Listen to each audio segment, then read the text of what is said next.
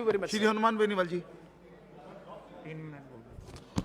सभापति महोदय, सदन में आज पोर्ट जहाज जलमार्ग मंत्रालय के अनुदान मांगों पर चर्चा हो रही है। सभापति महोदय, ये बात सही है कि किसी भी देश के सामाजिक और आर्थिक विकास के लिए समुद्री परिवहन एक महत्वपूर्ण अवसंरचना होती है। इससे विकास की गति, ढांचा और रूपरेखा प्रभावित होती है। आज विदेशी व्यापार की बढ़ती हुई आवश्यकताओं को पूरा करने के लिए नौवहन उद्योग को स्वदेशी जलयानों के मार्ग पर समुद्री व्यापार के अधिकतम हिस्से की ढुलाई करने योग्य बनाया जाना अत्यंत जरूरी है। इस पर सरकार को ध्यान देने की जरूरत है। सभापति महोदय, 11 फरवरी 2022 को लोकसभा में इस मंत्रालय के सवाल के जवाब में पढ़ रहा था, जिसमें मां पत्नों द्वारा कॉरपोरेट सामाजिक दायित्व के तहत व्यय की गई राशि का ब्यौरा दिया गया था। मैं आपके माध्यम से मंत्री जी से मांग करूंगा कि CSR के तहत जिन जिन पत्नों द्वारा जो राशि व्यय करना दर्शाया गया था उसका भौतिक सत्यापन करा जाए। उस इलाके में वो CSR फंड कहाँ खर्च कर रहे हैं, गरीब बच्चों की पढ़ाई के लिए कर रहे हैं, मछुआरों के लिए कर रहे हैं कि नहीं कर रहे हैं, इसका भी आप दें। पर 2021-22 की आर्थिक समीक्षा पढ़ा था, उसमें लिखा था बंदरगाहों का विकास अर्थव्यवस्था के लिए महत्वपूर्ण है। बंदरगाह भारत में आयात निर्यात कार्गो का लगभग 90% मूल्य के हिसाब से 70% संभालते हैं। लेकिन मैं आपका ध्यान एक महत्वपूर्ण बात की तरफ आकर्षित करना चाहता हूं कि मैं विगत वर्ष एक समाचार पत्र की रिपोर्ट पढ़ रहा था।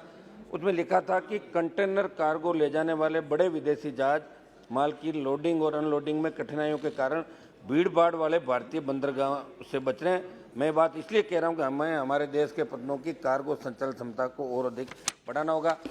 सभापति महोदय, क्योंकि भारतीय बंदरगाह बुनियादी ढांचा संरचना के विकास, माल ढुलाई, आवाजाही आदि के मामले में काफ़ी पीछे हैं और वर्तमान में निर्यात व्यापार का जो हिस्सा समुद्री मार्ग से होता है उसको देखते हुए हमें इस तरफ गंभीरता ध्यान देना। और ये सही है कि इसके लिए वर्ष 2017 में भारत सरकार द्वारा सागरमाला परियोजना शुरू की गई, लेकिन मैं मंत्री जी से जानना चाहूँगा कि इसके कितने सकारात्मक परिणाम इस क्षेत्र में आए, इस परियोजना से जुड़े कितने कार्य लंबित है।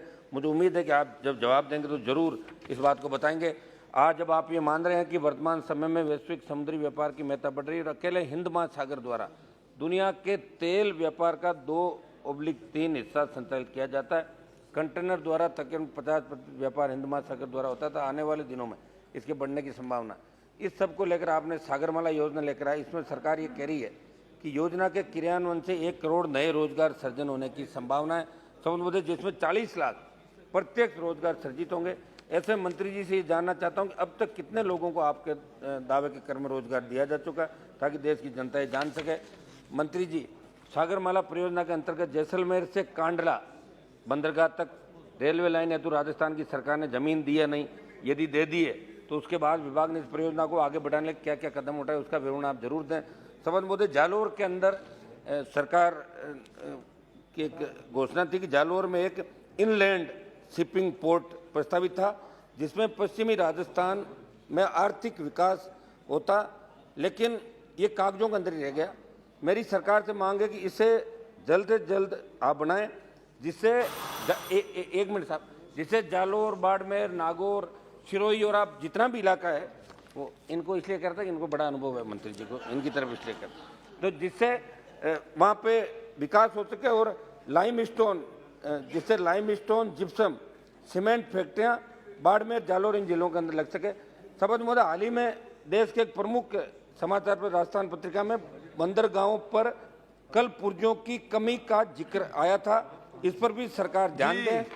लास्ट खत्म करो। सभापति महोदय, अंत में मेरी मांग ये है कि इस क्षेत्र से हजारों लोगों का जीवन जुड़ा हुआ है, उनके परिवार के लोगों का आर्थिक व सामाजिक सुदृढ़ीकरण हो सके।